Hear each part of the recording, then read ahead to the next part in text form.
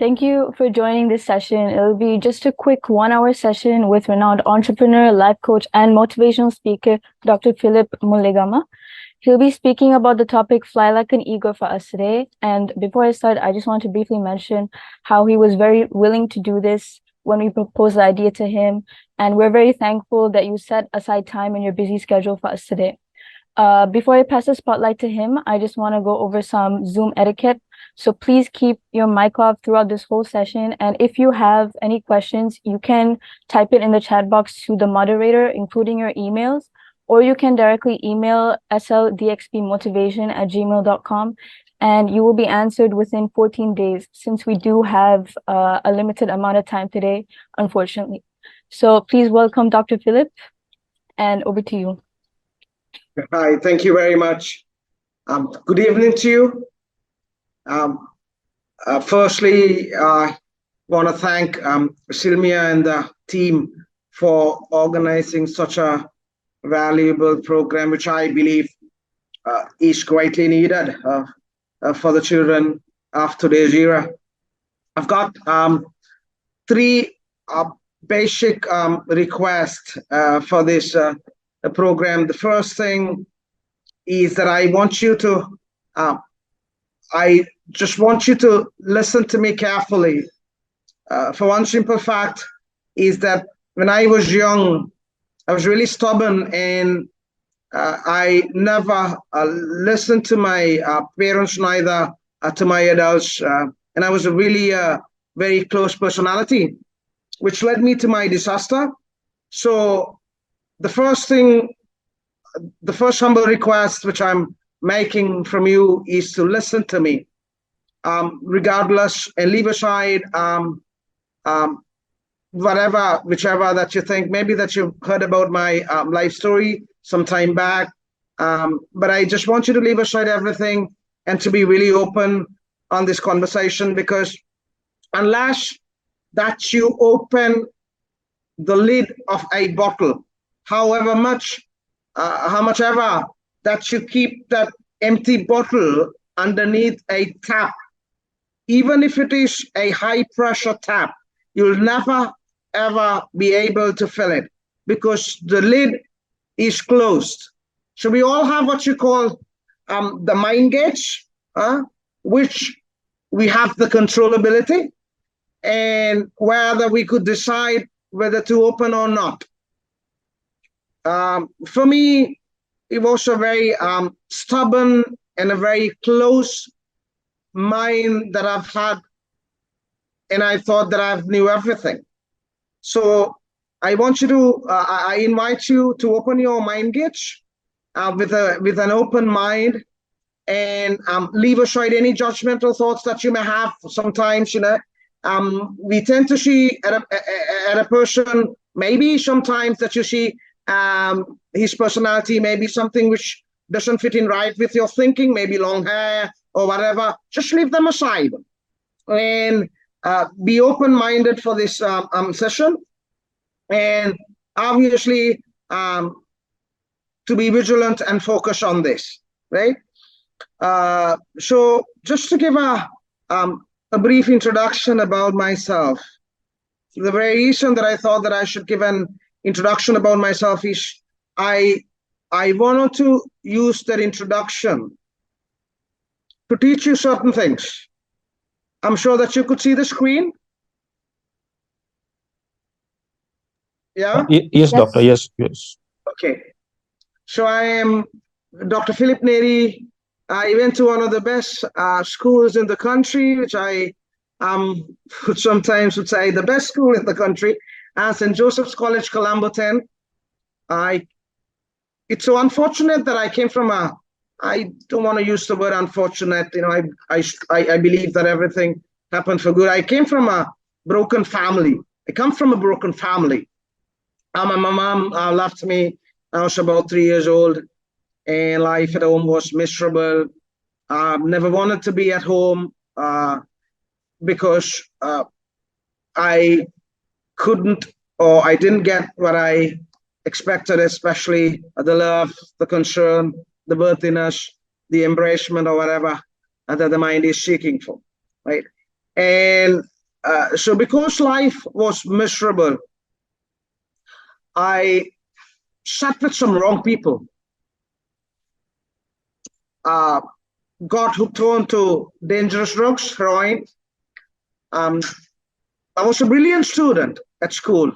I was really good in my mathematics, but I destroyed my brilliant education career because I sat with some wrong people. And I completely destroyed my beautiful, what you call, a very prospective educational career. Everybody was expecting me to become an engineer, but then to cut a very short, very long story short, I ended up being a drug addict. Went to Australia at a very young age. I thought things would be okay if I just leave the soil, but things got really worse, and started doing things which is illegal. After some time, I was wanted by the Australian government, and I was hiding in Melbourne. Got caught to, or rather, raided and was captive by the Australian Civil Investigation Bureau, jailed in Nehri prison, and was handed over to the Sri Lankan government for many crimes. Life was miserable. I kept on being very stubborn, kept on sitting with the wrong people, and had a miserable life. And then finally was begging in the streets of the Hibala, Nugegoda, and especially at William Grinding Mills Junction. And life was really miserable, had no intention, or there was no liking towards, there was no liking for me to live. Tried to escape the reality in few times, but was miraculously saved. And then started life at a very matured age for the second time. Started studying at the age of 30. I still remember my dad calling me and asking me whether that I should pursue studies. And I just told him, it's too late for me to start studying, because I was about 30, and people of my age were doing really good. They were into business. Some were doing really well in their career. And there was this, what you call, the self-condemnation. Every time that I just looked back at myself, there was nothing in me. So to start off with, first, the very first lesson that I want you to understand is that you need to sit with the winners. Unless that you sit with people where that you connect your brain.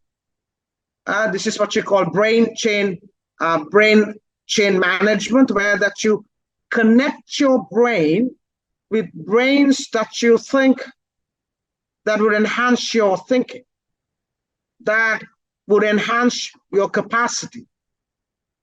What I actually did was I sit with some losers, and I don't just take this word wrong. When I say losers, their thinking was very short. They've had a narrow vision about life. It was all about instant gratification. We were just living a life, what you call a life of hedonistic, or a hedonistic lifestyle, where life was limited for just one day. Just take life on daily basis, focusing on some instant gratification. That led towards a very negative thought circuit of mine, where that I only saw life in a shorter perspective, a very narrow perspective. See, if you ought to fly like an eagle, the first thing that you ought to do is that you got to make sure that you sit with the right people. When you sit with the right people, right, your thinking will get nurtured, just like a good tree which will grow when it is exposed to good sunlight and when it is exposed to good water supply, and then when it is nurtured with good fertilizer. When you sit with winners, people who have broader vision in life, good perspective in life, have a good purpose in life, your thinking, your thought patterns will also elevate. Just like that when we were young, we used to have what you call these fist fights. You practice with people who are really strong in their fist, automatically your fist becomes stronger. And then when you run with people who are really fast in their running, your muscles, your calves stretch to a level to get adapted to run according to the fast of those people. I remember we used to play cricket with Chaminda Vash. It was difficult for us to play him because he was a master. He was really good in his swing bowling. So the moment that we get used to him, and when we try to play cricket in the village, it was much easier for us because we've been playing with the best. So you play with the best, you will raise your bar. You play with the left, you raise your bar. It's always comfortable to live a life which is with less burning. But the more that you burn yourself, the more that you grind yourself, the more that your mind muscles will grow. Your mind muscles, in neuroscience, there are 3 departments just like your physical body. The development neuroscience, which is the forming, the growing of your neurocells. And then the second part of it is the cognitive neuroscience, the process of information, making of thought circuits, process of languages, making decisions, handling emotions, right? And then the third part of it is what you call the molecular neuroscience, which is much similar to what you feed your body. The doctor says that you ought to feed carbohydrates, minerals, vitamins, and all the other elements which is needed for your growth. Yeah. And similar to that, your neurocells, your brain requires, molecules and genes to grow. That's why sometimes some doctors would advise you to have omega-3, fish, some walnuts and all that. So when you sit with winners, your brain gets connected to their thinking, to their pace, right? And to their vision, and your cognitive aspect gets used to it and runs faster, enhances the capacity. We have 200 ml bottles. We have 500 ml bottles. We've got 1 liter bottles and we've got 1 gallon. It's so unfortunate sometimes. We get to see, recently in Sri Lanka, there was a young kid who suicided, hailing from a good family,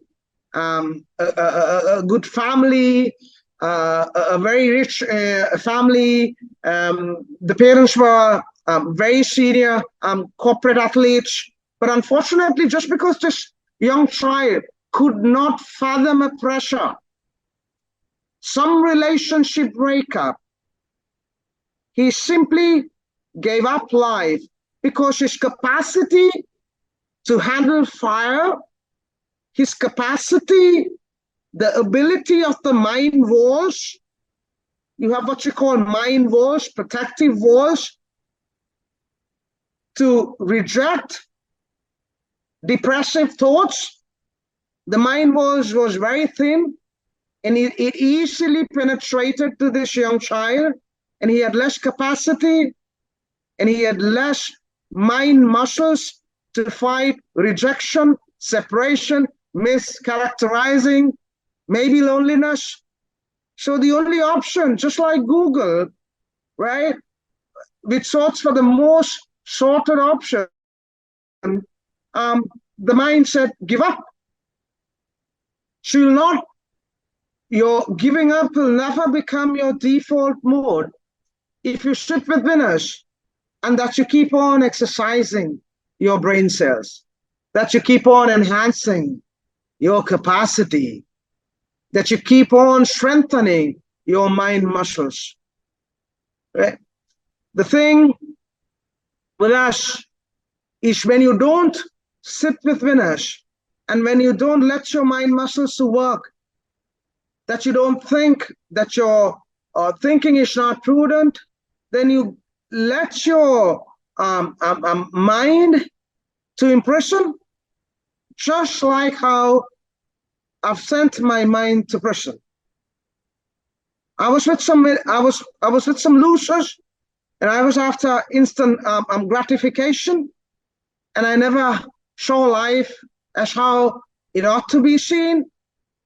And then my mind was living on instant gratification, short-term basis pleasure, life with so much of plasters instead of seeking real treatment. So I just sent my mind into a prison. A person in prison will not see the world. A person in prison is isolated. The world moves, the technology moves, right? The infrastructure moves, the education level moves, the world moves. But the person who's inside a prison will not grow because he's isolated from the system. So when you're isolated from a growing system, when you're isolated from a fertile system, and that you're connected to a futile system, you will not have good, rich, nutritious food manufactured in your mindset, in your mind manufacturing plant. Your mind is a manufacturing facility. It manufactures things based on what you feed, right? That's why we urge the youngsters to close your mind gates, because it's so important to protect your mind and to make sure that you feed your mind with all productive, mind-enhancing, joy-bringing, contributive, positive, mind-strengthening food. Just as how that your physical body needs carbohydrate, just as how that your physical body needs vitamins or minerals, right? Your mind needs food. You feed cholesterol, you feed too much of junk food, you'll have bad cholesterol. You feed too much of sugar, you'll have diabetics. You feed too much of food with too much of artificial preservatives, your tissues will damage, and that you'll be exposed to sicknesses like cancer. So similarly, what you feed your mind is so important. Are you feeding fear? Are you feeding giving up? Are you feeding procrastination? Are you feeding anger? Are you feeding stubbornness? Are you feeding closeness? If you feed procrastinate, there comes the day, and you're about 25, that you would go to your mom and say, hey, mom, I think that I'm not going to do this exam, or I'm going to postpone my, I'm going to just give up this job. It's too much.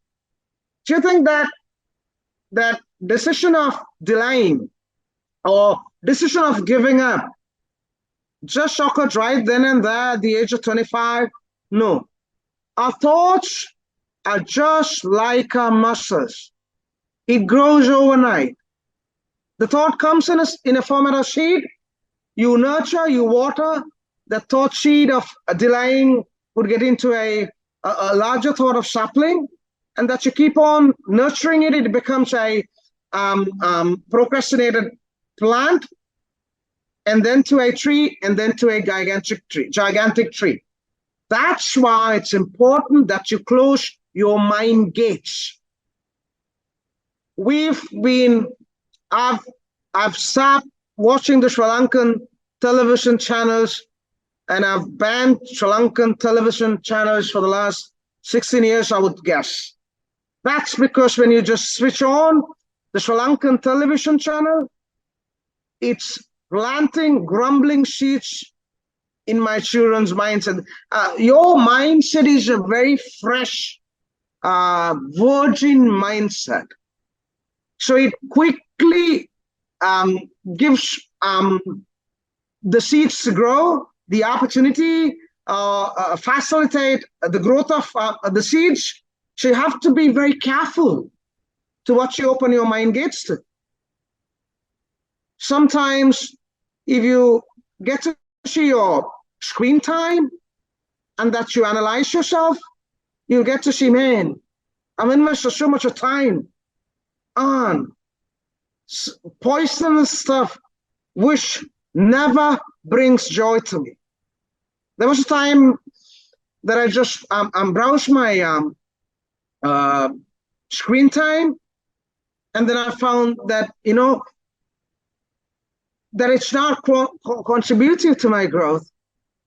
And there was a time for 1 year that I've completely came out of social media. It's true that you have to be with the society, that you have to be connected to the society, but you got to make sure what you feed. To be very careful about, to be very careful in knowing what you feed. Because there's a psychological concept which says that there are two wolves inside yourself. The blue wolf and the red wolf.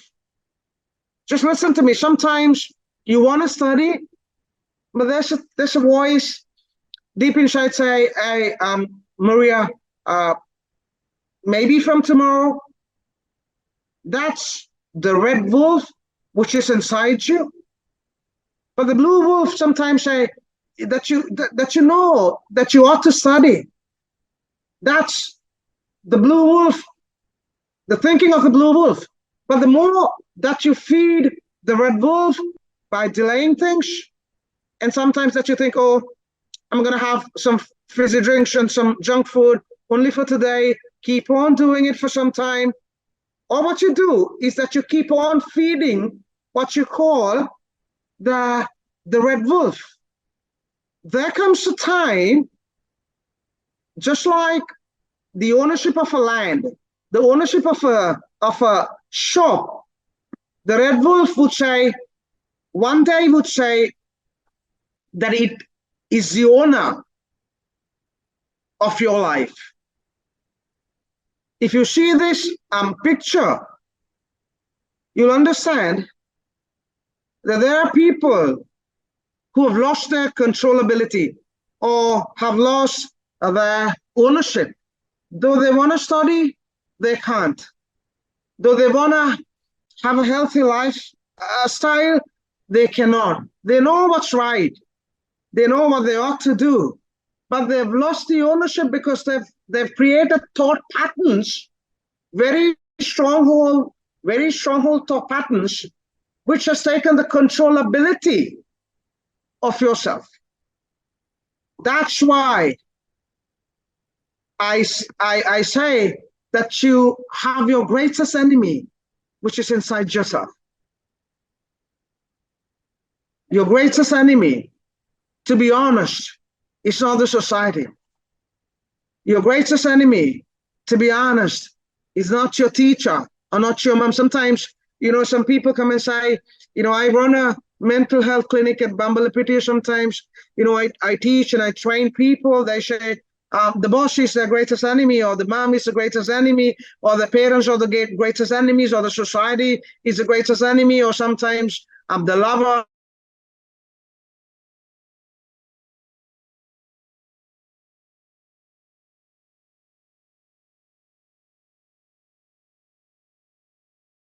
Remote control. Listen to me carefully. Can your next door neighbor change your TV channels from her remote control? And you simply say, no, it's not possible. Unless otherwise, there's a new technology where anybody could change your TV channels. As far as I know, it's not being implemented. So the controlling unit is in your hand. You're the one who's switching off the alarm, not your mom.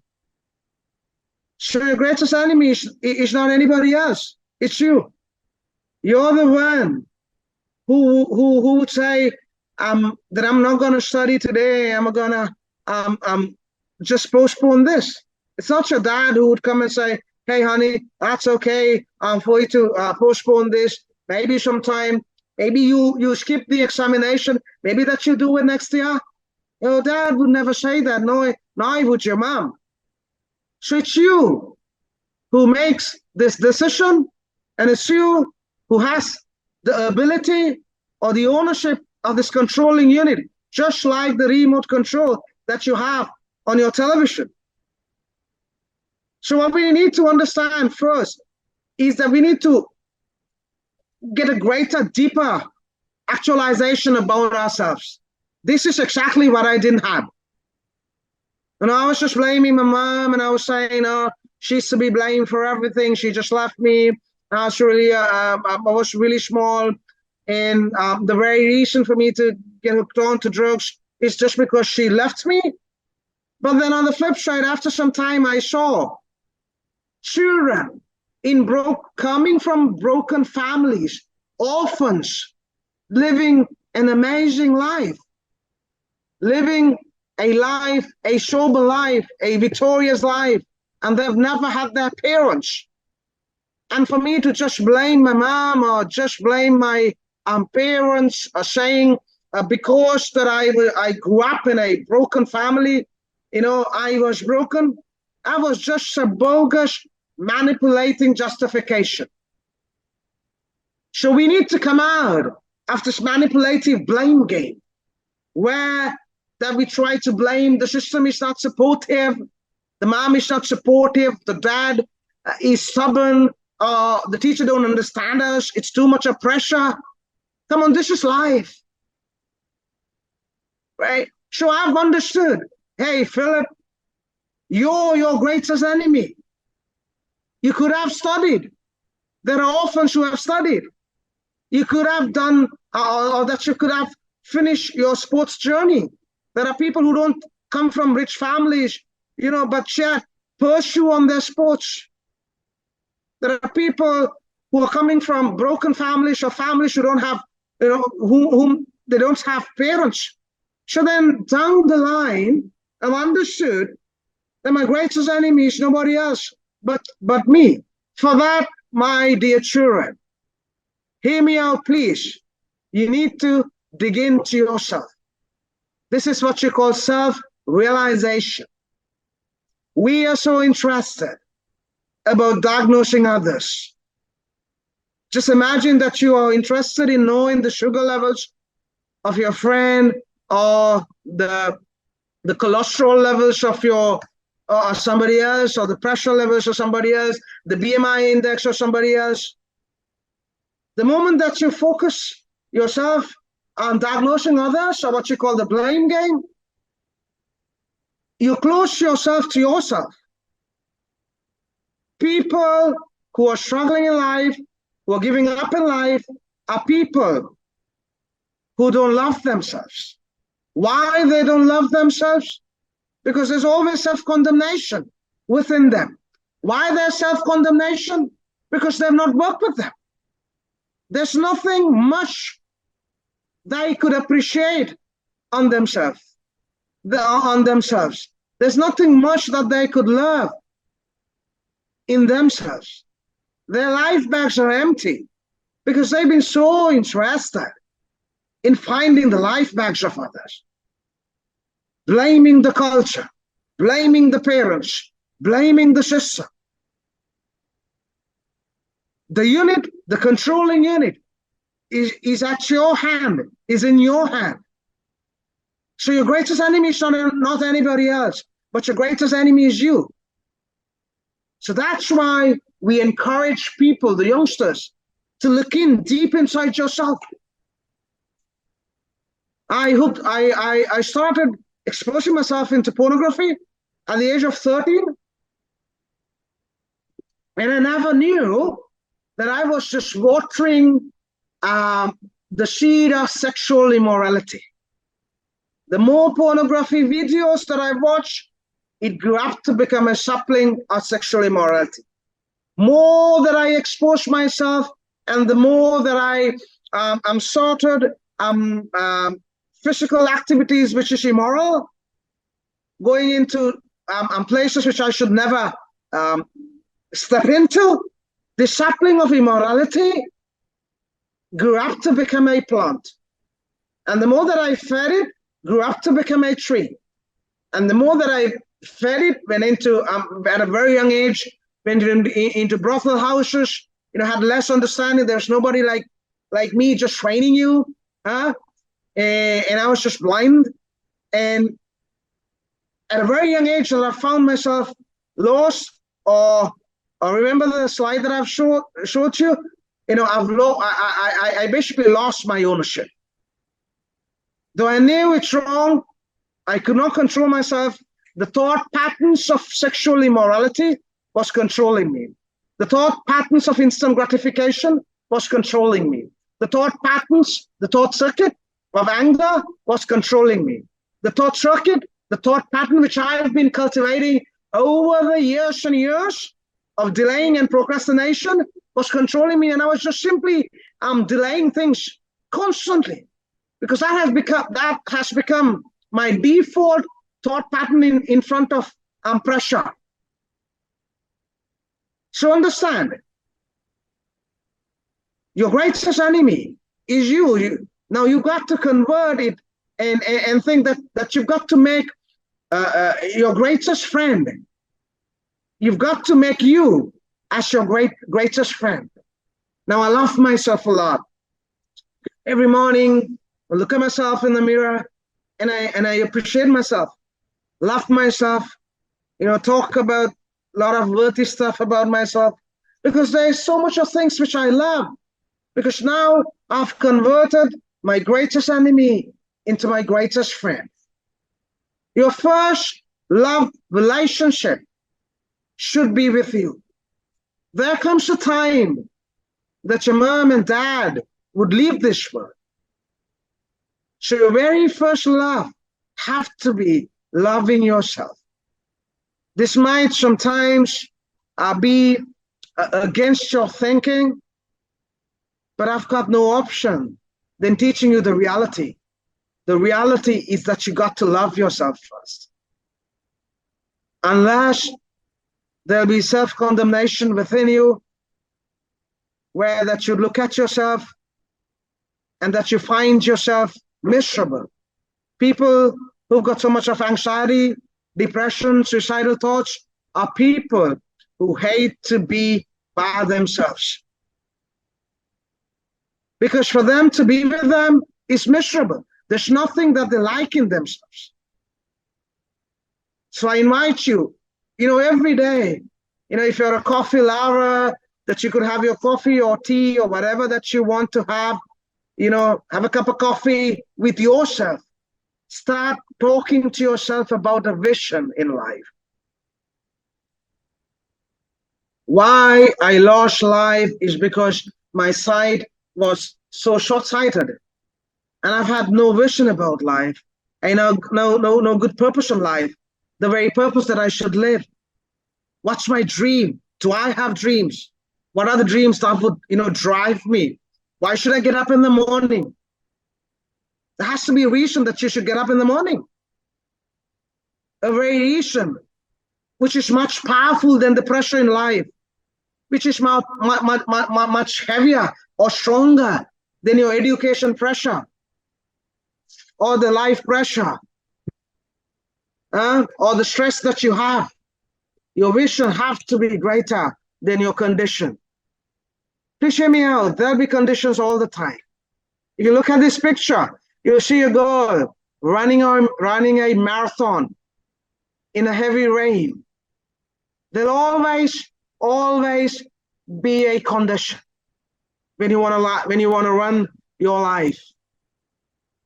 But if you train your mindset to focus on your vision instead of the condition, your brain, your mind will get accustomed. The default mode in pressure, in rejection, in pain, right? In sensitivity. Sometimes maybe somebody may be mischaracterizing you, or maybe they don't understand you, or maybe they misjudge you.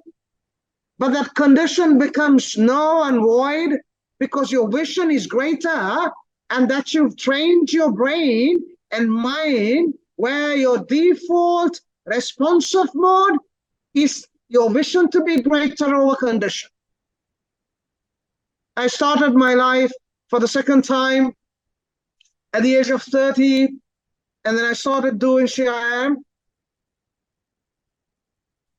And it wasn't easy. It wasn't easy, to be honest, to start life at the age of 30, to attend classes with young people, and that you know that your friends are doing really well, and some of them were financial directors, and here I am, starting my life in a classroom, and that condition, that pressure, was too much for me. Where that I get to see, young people coming in lovely cars for CIM classes, and I in my bata, in my slippers, no job, just coming in the bus, not even a bank book, just my bus fare. It was a bit tough, but my vision to become a greater personality was so heavier than that condition. So sometimes the condition that you're going through will override you or will take control over you if you don't have a vision. That's why I encourage you that you need to have a greater vision, a very purpose that you get up in life every time that you're stuck with a storm in life, that you're stuck with some pressure, that your vision would arise above all, will arise over the storm, would come above the condition, the fire in life, the pressure in life, and that gives you a reason to move forward. And then I need you to understand, sometimes you have passion, and everybody talks about passion. The life coaches are talking about passion, and they say passion, passion, passion. But I need you to understand the reality. Passion can expire sometimes. That's the reality. Sometimes you watch a good film, and that you really get motivated, and that you're really pumped up. But next day that you get up, your education pressure, your marks, grading pressure, maybe the pressure at home, or maybe some bullying or something, or some mischaracterizing of your friends, right, would prick the balloon of passion, right? That's why it's important that you always tune into your vision every time that your passion is expired, or that your passion is pricked, or that you lose the structure or the vibrancy of your passion. Yes, you're sure to lose the vibrancy of your passion. If you don't you don't agree with me, and I just share with you an example. Say that you have a nice physical body, that you go to gym, all of a sudden that you're struck with a sickness, and that you're thrown into sick bed for 6 months, that you don't go to gym, and then after that you go in front of the mirror, and that you see that you're out of shape. And it happens. This exactly happens to thoughts also. passion is an emotion, right? It's a very very strong thought pattern. These powerful thought patterns can meet, day-to-day accidents, pressure, some storms, some powerful rejections, some unexpected failures that you were expecting some good grades, right? And all what you see in your record card is something completely paradox to what you expected. That might hit you like a thunder, and that your passion can expire. And that's the very moment that you should tune back into your vision. Sit with yourself, right? By yourself. Train to be self-developed.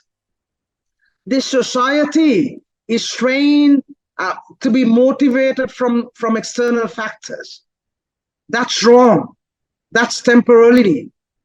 The pat on the back or the little motivation that your mom gives and the teacher gives, that has a very short lifespan, because that doesn't come in within you. The real motivation is what you call the intrinsic motivation. We've been taught over the years about extrinsic motivation, or motivation which comes from outside. That's fine. We need that. Just like that we need food for our body, we need some minerals. Yes, we do need some notes of worthiness, some appreciation, some love, acceptance. Hey, man, that you're doing good and all that stuff. But you need to understand, those have limited lifespan. And there comes a day that nobody would sometimes appreciate you. What happens that you've trained? What happens if you trained your mind to run purely based on external motivation? That's why I said that you need to have a greater vision. If your vision is to become a cardiologist, don't let it die. Even amidst the pressure, the rejection, unexpected accident, life accident, storm, right? That you need to plug into yourself, into the vision, and that you always see a solution. You could simply, and if I take this bottle, this bottle is half empty. For some people it's half filled. Just keep it on a table and just open the door and get people to come and see this and give the perception about it. Somebody would say, hey man, oh shit, this is half filled. No, sorry. Somebody would say, hey, oh shit, man, somebody has drank half of my bottle. And then there'll be another person who would come and who would look at the same bottle and say, wow, man, somebody has filled an empty bottle. Somebody has filled an empty bottle. The level of the water has not changed. The bottle is the same. The level of the water is the same. It's two different perspectives in life, where one person tends to see it as half empty and the other tends to see it as half filled. So that's why training your mind is so important. Just as how we're so interested. Yesterday my son, he's 15, first went to the gym, and they're so interested in working out on the physical muscles. But the question that we need to ask ourselves is, do we have the same focus, or do we have a greater focus in developing the mind muscles, the capacity of thinking, the capacity of endurance, the ability to hold on to pressure, the ability to move forward amidst rejection, the ability to say that's fine, that your best friend cheats on you, and that you decide it's not going to stop me because I've got a greater vision. I've got a greater purpose. And that purpose is greater than this rejection. And that purpose, that vision is greater than this temporary setback, this temporary low grades, I'm going to bounce back. There has to be a solution. And I'm going to look at life in a perspective where that I would train my mind to always see solutions rather than seeing the problems. The more that you train your brain to see problems, every time that you would see in a problem, on a pressure, on a life challenge is a problem, and that you would grumble. You'll not be creative. A grumble mind, a grumbling, murmuring, negative mind will not manufacture creative solutions. Yes, we have deficiencies. Yes, we need certain. Yes, we may not have things. Just like how Barack Obama's daughter may have, or somebody else's daughter or son may have, but yet we have what we ought to have, which is sufficient for us to manufacture a solution.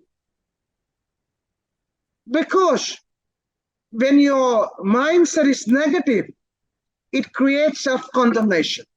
When your mindset is positive, it creates self-appreciation. These are the two factors, self-condemnation and self-appreciation. If you have self-condemnation that you don't like yourself, you become your greatest enemy.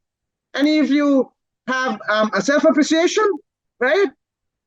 And then you become your greatest friend, and that you'd love to stay with yourself, and that you'll have a bubbling smile. You would love your hair, you love your skin color, you love your height, because you're special. It's not about the height. It's not about the skin color. It's not about, sometimes not about the comparative grades, but it's about who you are yesterday and who you are today. As long as that you lift your bar on daily basis and that you improve, don't let the external comparison paralyze your thinking. It's about self-development. It's about self-growth. Yes, that you need to have a benchmark. Who's first in the class have to be your benchmark, and that you drive. But it shouldn't be a comparison that would lead towards self-condemnation and say that you're no good and that you're good for nothing. No, you should love yourself and keep on working in yourself, closing the mind gates to unnecessary, unproductive joy killers. Right? There are two types of people, two types of elements in this world: joy-bringing people and joy-bringing elements, joy-killing people and joy-killing elements. Sometimes we are so plugged into certain channels in social media, they're just destroying our thinking. They're not elevating our thinking into the next level. They're not grooming or nurturing or strengthening our mind muscles. Rather, feeding us on instant gratification, feeding us on an hallucinated lifestyle, whether we live on dreams, whether we miss. Yes, we do need to have greater dreams on future, but you shouldn't dream on the present. You should never dream on the present, because the cultivation, the studying, the growth happens in this very moment. The cultivation, the growth, the process, it doesn't happen. It doesn't take place in yesterday, nor does it take place in the future. It has to be at this very moment of time. The history and the future would hijack your present. Listen to me carefully. Your past, maybe that you have a miserable past, that you that you failed to get good grades, or maybe that you've been unable to make your parents happy yesterday, but yesterday is gone. It's a broken glass.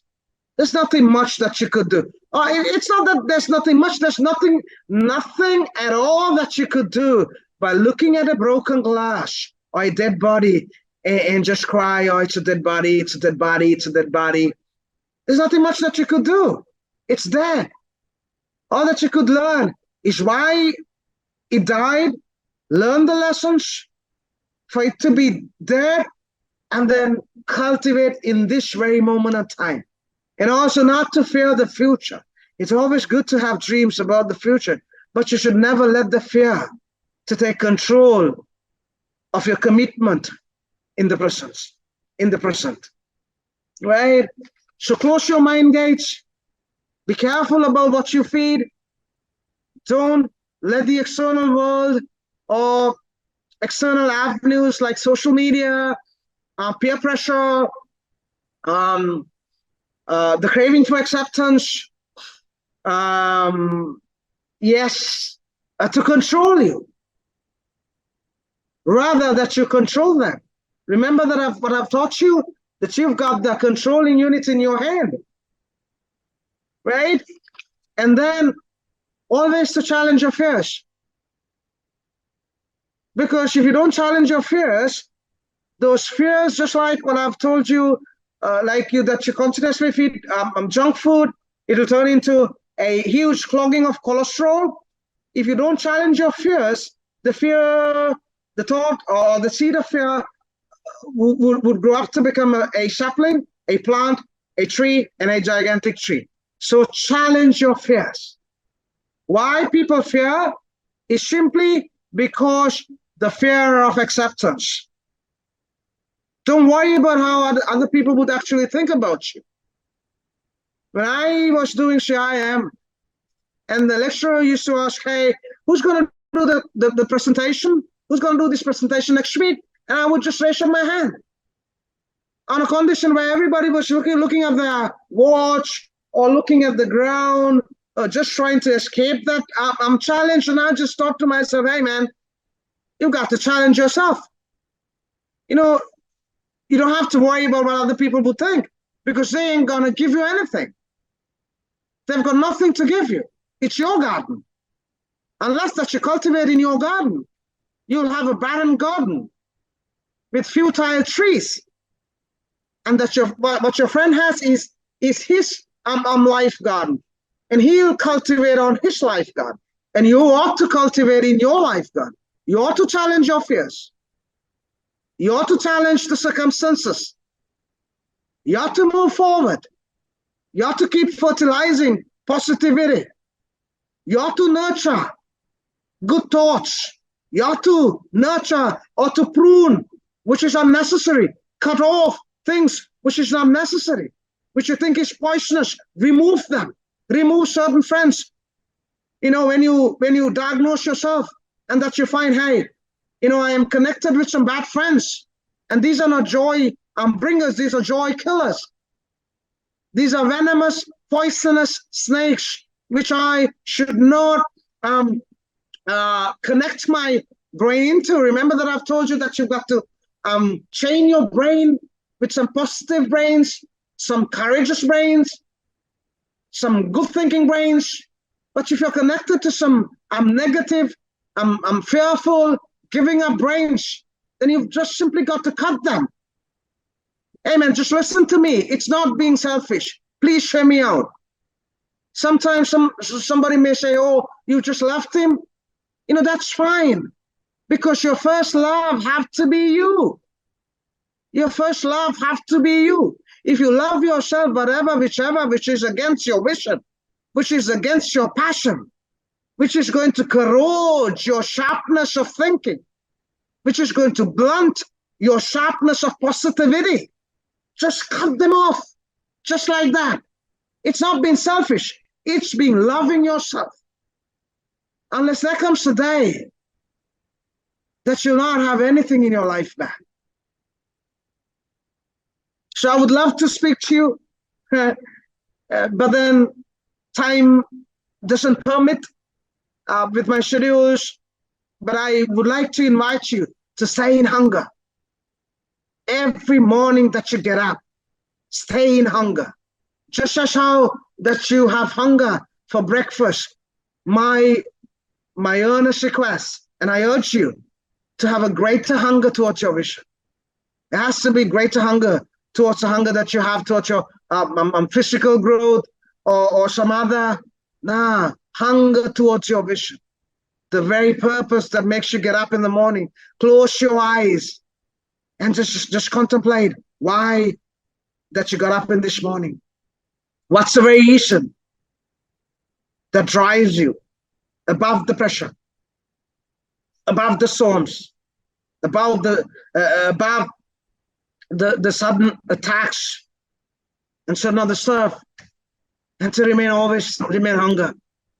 I went on to become the best in the country at a very mature age, where NCI in Sri Lanka, overall Sri Lankan best results. And every time that I study, my friends used to call me and say, "Hey man, we're going to go to the Green there, clubbing, partying." I said, "Hey man, please share me out. I'm not for this. I've got a greater vision, and I'm hungry to get some great grades." And I just kept on feeding my hunger for success. Do you feed your hunger for success, or do you feed unnecessary, corruptive, negative, joy-killing, unnecessary stuff, destructive stuff inside your brain, inside your mind? Always run at the greatest speed. Cheetah runs at its greatest speed when it is in hunger. It generally runs at about 80 to 90, but there comes a time, there's a moment that he runs at 120 kilometers per hour, and that's when it is in hunger. So drive hard. There'll be times, that you feel you're losing your passion. It's okay to leave the sword on the ground, rest a little bit, but make sure to pick up the sword back again and keep on battling life. I'm sure that you understood this. It's a very short span, but according to my conscience, that I believe that I did a justification for this 1 hour. But I need to tell you one thing. These motivations, these films that you watch, ain't gonna take you anywhere unless that you make a strong decision to change. I've watched many karate films, and I loved, I've had this hype come out of the film hall just as if I know karate, but unless I practice one kick 1,000 times, I could not master it. Watching a karate film 1,000 times is not gonna make you a karate, a mature or an effective karate player. It's that you practice one kick 1,000 times. Even that you listen to me 1,000 times, it's not going to make you a winner.